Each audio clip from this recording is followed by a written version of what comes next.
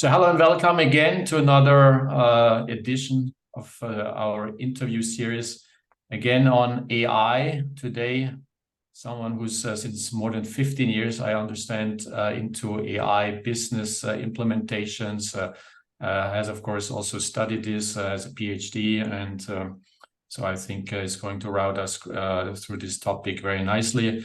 Hi, Kavita, how are you doing today?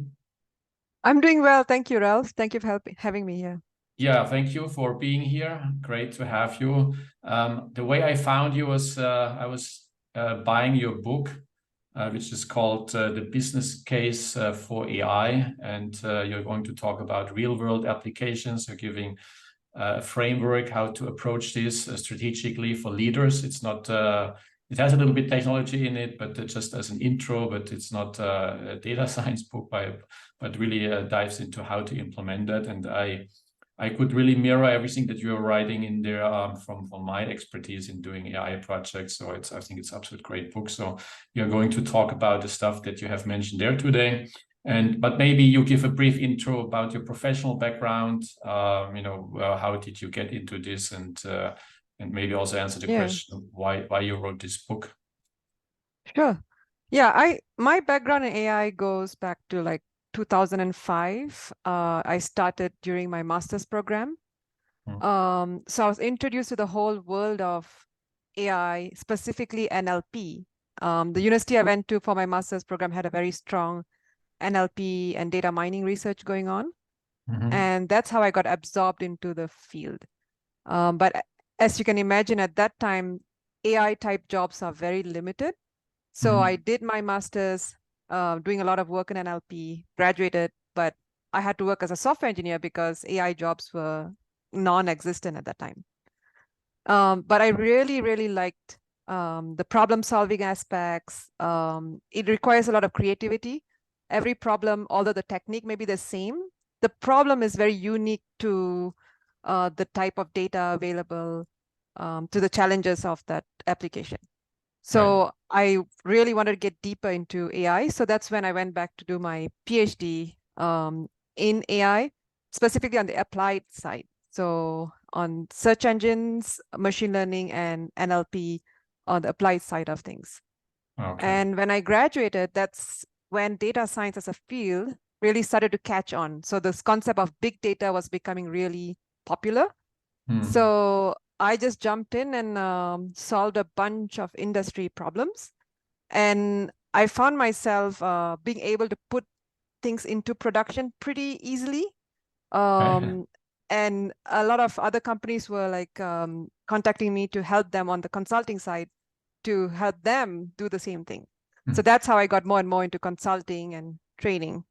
And as I was doing all of this, because I've been in very different roles, I got to see a lot of the problems in the field, like the misconceptions on the leadership side, the problems on the development side, where they're not seeing the application-related challenges. I mean, like how your model relates to the application. So that's why I thought I should write this book, because it's going to become the bridge between the technical world and the non-technical world. So they need a way to connect and be able to agree on what is AI, how to go about it, and how to plan around AI so you actually see meaningful outcomes. So that's how the book really came about. And then at the same time, I was going full-time into consulting. So that was the book that I'll give my clients as a starting point. Right. Sort of a blueprint for your clients. Yeah. So in the intro, you're also talking about the big chasm that exists between, on one hand, the sales and marketing people, trying to sell you everything and much more that's possible with AI, and then on the other side, the AI researchers, the academic people who actually don't have an interest in business or have not the know-how. And so there's a big gap in between, and so that's, I guess, what you have seen in the practical world as well. Is that right? Yes. So the research people tend to think very futuristically, and they're not thinking about like underlying foundational issues like data problems. So for them, the assumption is the data is already available. We're just going to run the models on the data we have and then run against some other models, so benchmark tests. Yeah. And on the sales side, they see only the big picture, like AI is going to take over our jobs, those kind of things. AI is going to do a lot of great things. So, but the reality is a mix of the two. Right. Yeah. Okay. So in what industries have you been able to implement AI solutions over all these years? Can you give some examples, please? Sure. In a variety of industries, actually. In healthcare, primarily on the billing side. So as you know, So facility management, or when physicians, they narrate their patient-related documentation, it's very unstructured. But this is the document that they use to generate like ICD-9, ICD-10 billing codes so that the hospitals can get reimbursed. So there has to be a way to extract out all the important information from that unstructured data to be able to say that this relates to X and Y billing code. So that is not an easy problem because things are expressed in a lot of different ways. Right. So that is an area where I worked on a lot, like creating structure from highly unstructured clinical narratives. Okay. That's one area. Then I've worked for GitHub on the code side. So how do you determine what code is being pushed into the repository? So is this Python? Is this Java? So there are 300 different programming languages in case people didn't know, and it's growing. Right. Yeah. So how do you know what's being pushed? Because based on how things are pushed, that's how the code is highlighted. That's how tools are suggested. So it's important to know what's in that repository. Yeah. Yeah. And Okay. yeah, and a lot of recommendation systems problems across domains. Like in e-commerce, I worked a lot in product recommendation. And Okay. each product recommendation problem is very different because the goals can be different. Some, the goal is to increase revenues. Some, the goal is to provide the best swap or the most similar item. So a lot of recommendation problems. Yeah. Right, right. So in terms of organizational areas in these different industries, any preference also all across the board? So like customer service, HR, sales, marketing, IT ops, manufacturing operations, and any preference or any focus that you had there? Yeah, I get a lot of questions from the customer service side, but for companies from different industries. Right. So often the problems come from customer service, like chatbot related problems, how to improve the service agent's productivity, like how you route tickets. So a lot from customer service. Yeah, and a lot of companies that come to me are also startups. They are setting up solutions based on powered by AI. So especially legal startups, there are a lot of legal tech startups. Okay. And yeah, and SaaS-based startups that use a lot of AI behind the scenes. Right, right. Okay. Yeah. Good. Yeah. So what type of business benefits were you able to achieve in these projects? Can you expand on this a bit and give some examples, please? Yeah, a lot of it's related to productivity improvement. So on the billing example that I was talking about, if you ask a human to go through lots and lots of text to pull out things that are relevant for billing codes, that's going to take them an hour to 2 hours. But an AI system can do this in a matter of seconds. And then they're just reviewing what's been pulled out and the codes that are being suggested, and then weed out the ones that are not relevant. So there's a significant improvement in how fast they're able to complete the task versus doing it all manually. So their workflow is very augmented. Yeah. So there's a lot of productivity improvement and also error reductions. So if they were to do this manually, because there's so many documents, they can easily lose track what they have pulled out or what they have understood in one document, they may have forgotten when they've gone to the next document. So the error reduction is also quite significant when their workflow is automated with the AI behind the scenes. Right. Okay, let's do a very quick walk through your book. Okay, we'll come back all the time, but So at the beginning, you basically say that a couple of questions you will be answering, and there required steps for that. So one was where can one apply AI to start with? Then how can one also, as a leader, start preparing the organization for AI? You have 5 pillars. Then the third question was how can one find the right AI opportunities to invest in, so you're not wasting time and potential money.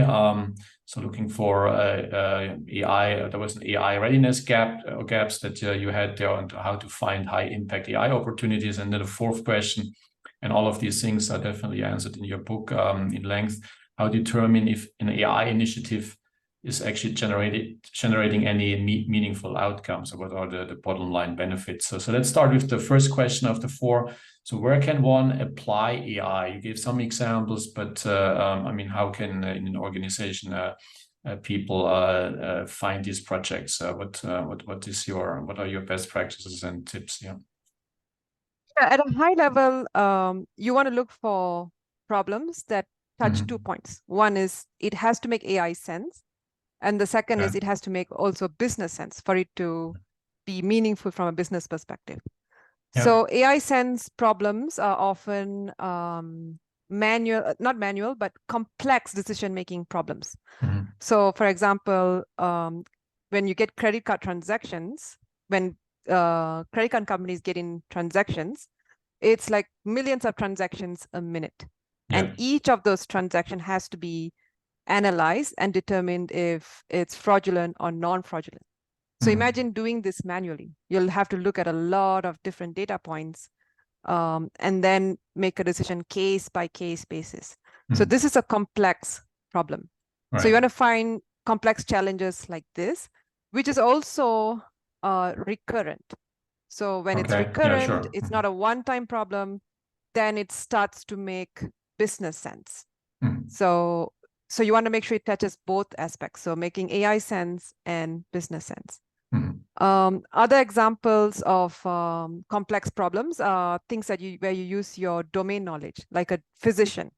They use their years of training, what they've learned in school, and also the patient's data to make predictions, like what's your risk of a specific type of cancer. So this is not an easy problem. And you can train an AI system to learn these type of information using data to make such predictions. So look for complex things like that. Okay. The second question was how can one as a leader start preparing the organization for AI? You mentioned 5 pillars. Can you dive into that, please? Yeah, so these 5 pillars, I call these B kids. So it has the budget aspect, data, culture, infrastructure, and skills. And the 2 biggest pillars that leaders should start looking at today is the cultural aspect and the data aspect. The cultural aspect touches a lot of different things. First is understanding of what is AI. So there's a lot of misconception of AI. Some people think it's just a robot walking around. Something it's just a blown up software automation. So having a base level understanding of AI gets everyone to the same page and also reduces the fear around the technology. And then there's the ethical aspects like of AI, like what are the implications of AI systems. So if they understand that this is actually application dependent, and it also depends on how you develop the model, what data you use. So having that understanding will help them better plan how they will use AI in their different problems. So the cultural aspect is definitely a big one, and it takes a lot of time. So it's important to start on today. And the second is the data aspect. So data readiness. So data readiness means, are you collecting your data in a digital format? And are you storing the data? So you may collect the data, or you may delete it the next day. So are you storing all of the data, because that data can be reused? And also, if you have multiple companies, multiple branches, sometimes the data stores don't talk to one another. The data stores operate in silos. So you may have access to one data store, and you may be training models off of that, but this can make the models biased. So you want to make sure your data stores are connected. So you get a holistic picture of what's going on. So data collection, data integration, all the data aspects need to be taken care of. And I know a lot of companies that are still doing paper-based processes. So the starting point is to make it all more digital. Right. So to collect data, so you have data in the first place. Yeah, of course. Yeah. Okay, cool. So the third question that you address in the book is how can one find the right AI opportunities for the organization? I mean, you mentioned at the beginning, there are many opportunities on a high level in general and so on, the use cases, but everyone has their own things. And how do you find them and prioritize them accordingly so that you don't waste time and potentially money and find the real high impact things and opportunities? How do you do that? Yeah, the first step is to find these ideas based on what I talked about earlier. So ones that seem to make AI sense and business sense. So these are potential AI opportunities. But they may not really be good opportunities to pursue down the road. So in order to identify that, you need to frame these opportunities. So that is step 2.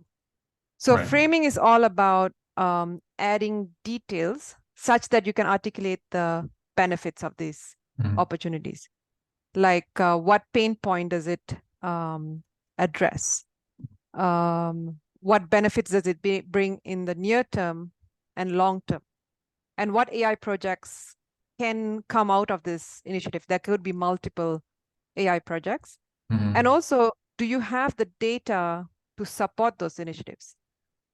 So you might have that data, but maybe not in a usable format, or you may have partial data. So all of that determines whether this is a go or a no-go. So second step is to just give it a lot of details for each and every initiative that you've identified. And the third step is to score each of these initiatives. So the scoring that I recommend is based on 4 factors, but of course you can add additional dimensions to it. So it's implementation readiness. So do you have the data to support the initiative? What do your experts think about it? Like, is this doable even, given the technology that we have today? Then you have the risk. Like, if this initiative fails, what is the risk? Do you have a backup plan?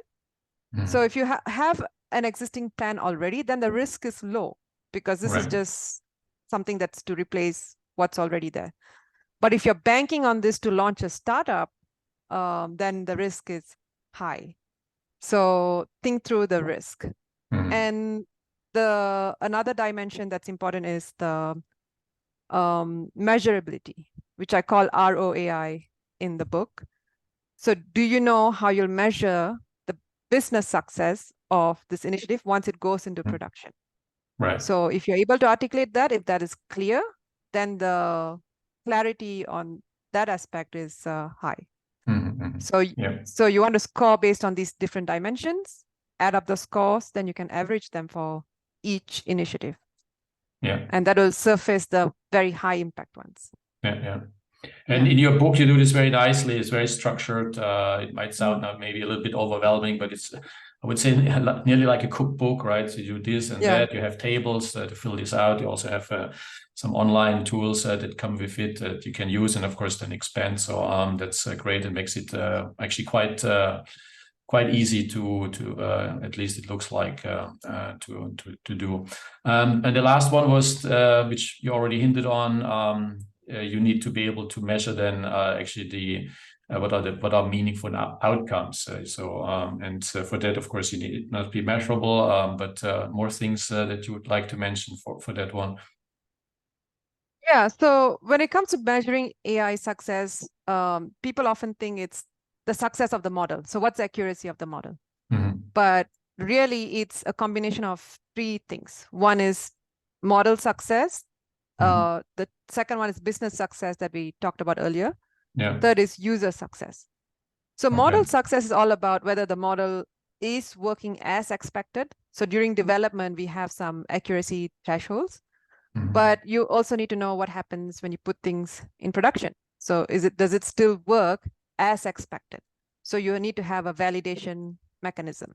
Mm. So, but model itself is not the end. It's a means to achieving business success.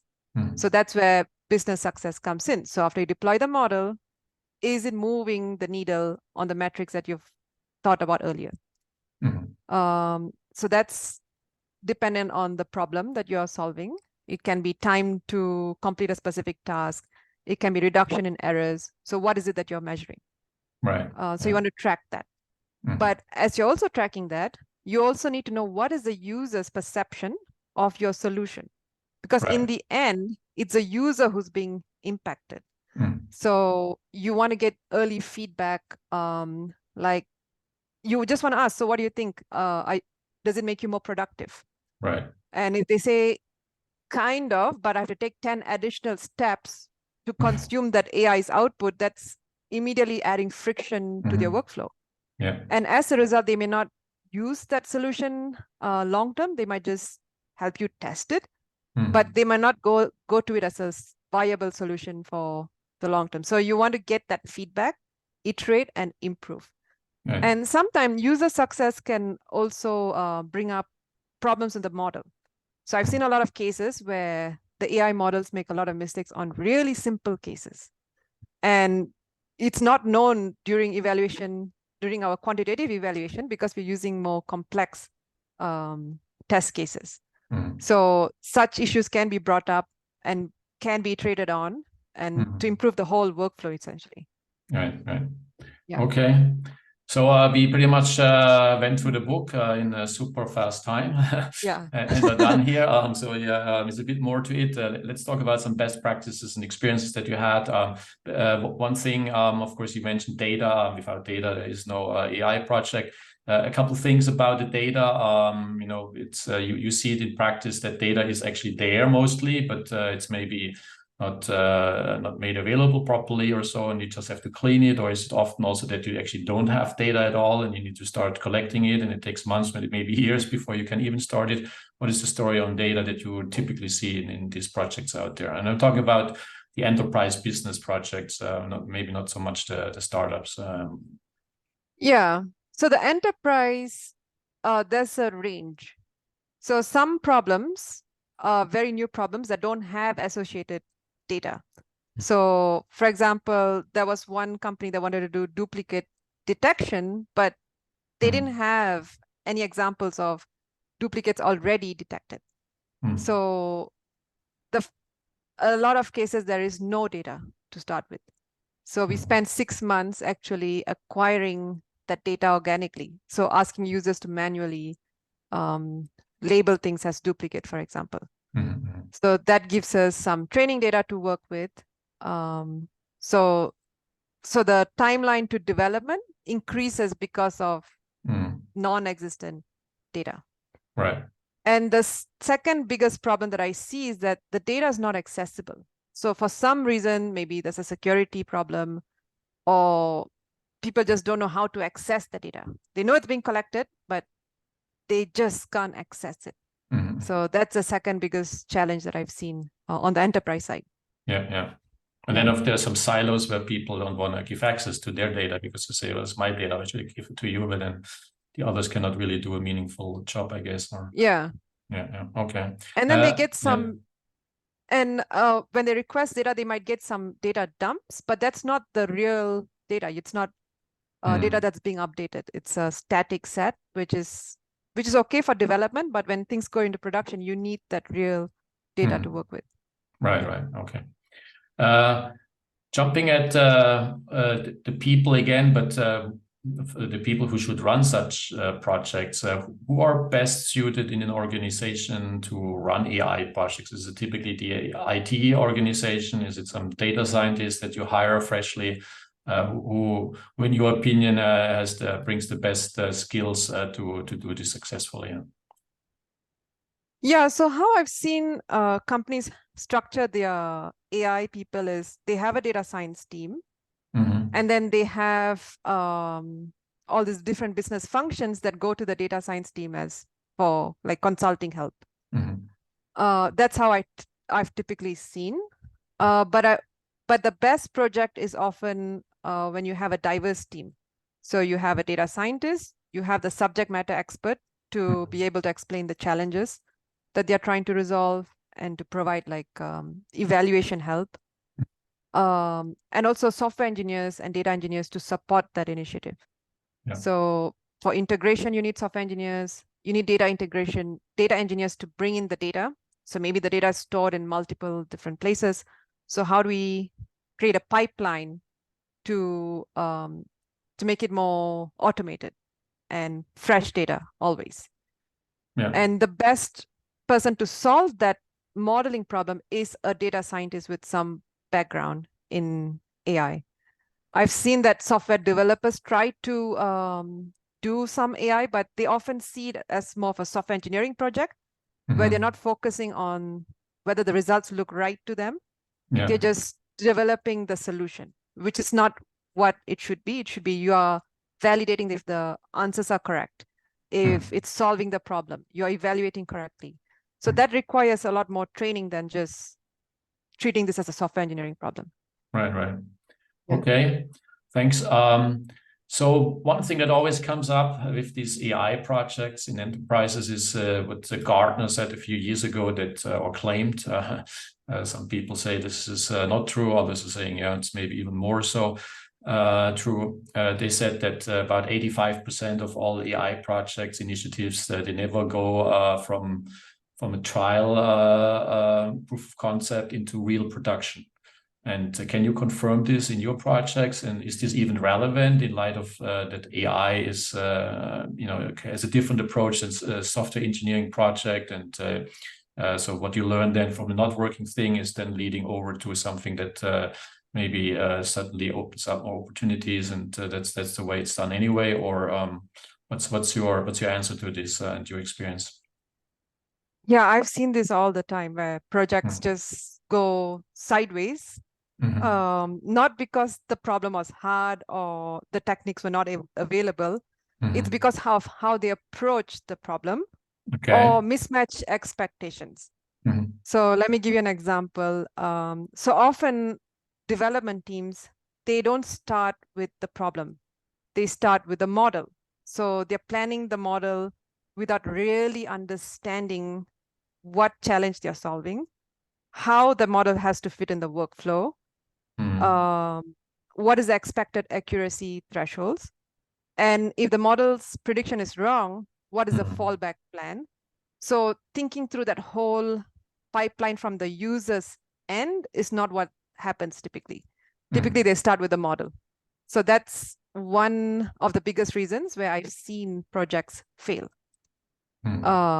And the second reason is people treat this as a research problem. So they see some data, they come up with some really cool solution, but it does not solve a real business problem.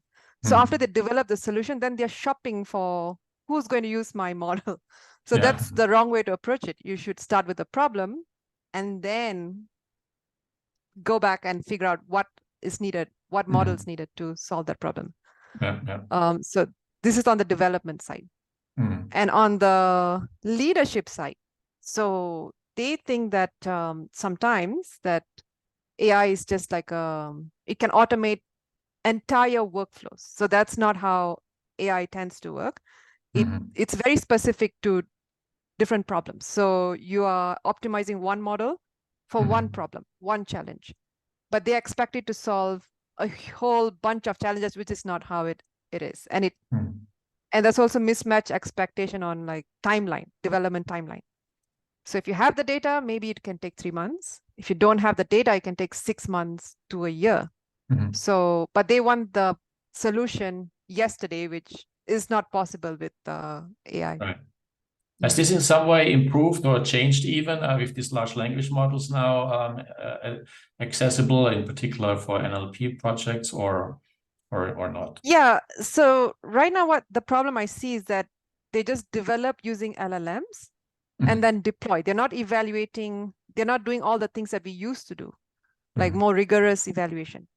So this is going to have a lot of downstream challenges because once the underlying model changes, the quality of your output also changes. and that impacts your downstream application. And they don't realize that that LLM model can change overnight if you're using something from like OpenAI. And you might not be notified of that change. Yeah.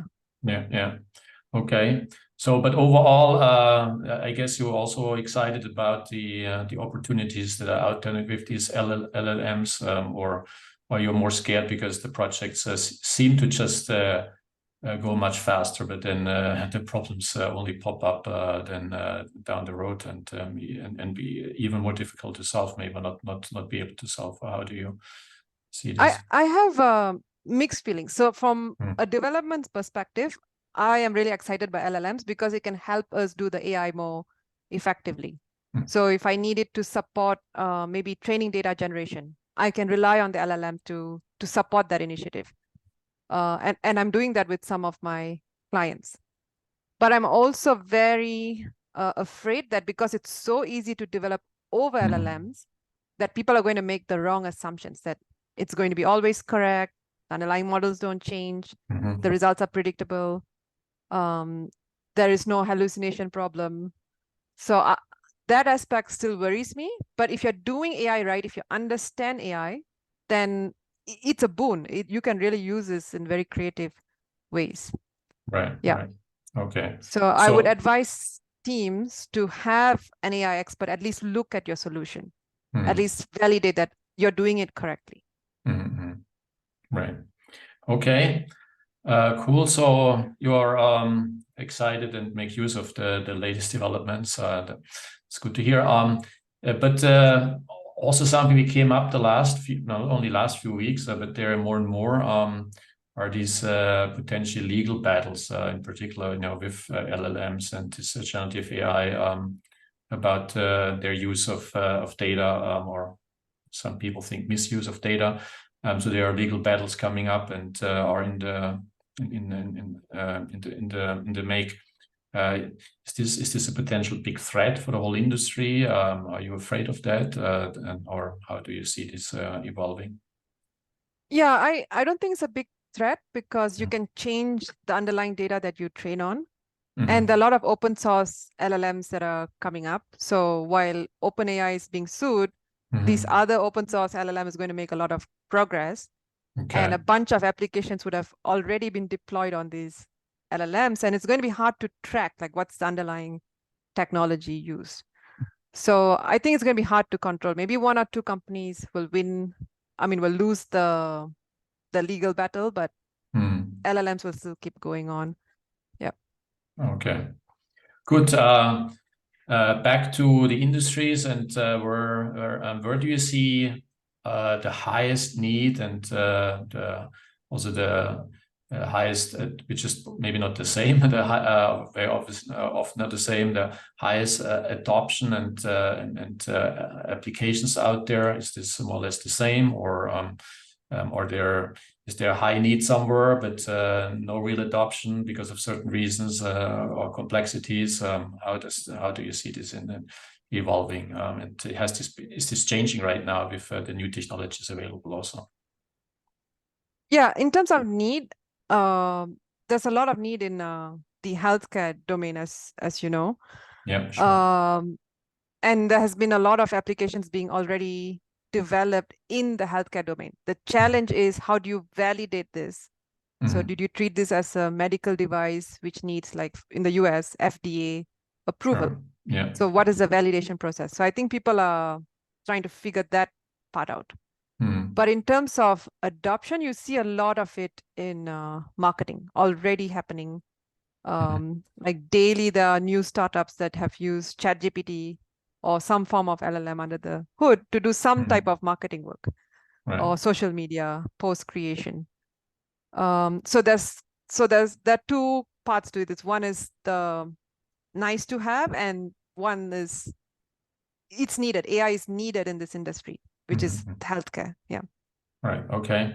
And is there something where it's maybe oversold right now, and you see actually the lowest need or adoptions as well, where it maybe might never come? Is there something I know that you would like to mention? That's a lot of image creation AI tools, which is it's okay, but I don't think those are really needed. I mean, it's nice to have. What do we mean with image creation? I mean, images, so pictures or based on your okay. description, an image is created. Okay. The generative Yeah. AI. Okay. Yeah. And those images you still have to pay for. So would you rather pay somebody to draw those images for you or develop those images for you from scratch? Or would you use an AI system which is not as nice as a human's image creation? Okay. So for me, that's like nice to have, but not absolutely needed in society. And there maybe the biggest legal battles to be seen as well, right? So Yes. Yeah. okay, good. Yeah, thanks so much. It was great talking to you. Maybe you want to mention something at the end. What are you expecting the next couple of years to come? Will this further accelerate, or will we have some legal battles to first resolve? I think you gave some answer on that already. And will AI move into literally everything as the management consultants predict? How do you see this evolving? Yeah, I'm already seeing that the adoption of AI itself, that the idea of AI itself has significantly accelerated since the release of ChatGPT. Right. But what actually goes into production is something we'll have to see. So is it the large language models, or is it the specialized models where under the hood, large language models may be used for maybe proof of concept. But when they deploy, it's not clear whether it's still going to be LLMs or it's going to be specialized models. So I would like to see what really happens in the next few years, because that will determine the direction of how we're going to really use LLMs in an enterprise. So is it just for proof of concept, or is it more than that? Okay. Yeah, thanks so much, Kavita. Great talking to you. All the best in these exciting times. And yeah, looking forward to seeing lots of AI technology applied in lots of industries, and where you're also involved. Thanks again. You have a great day. Bye. Ciao. Thank you. Yeah, thank you for having me. Sure. Bye-bye.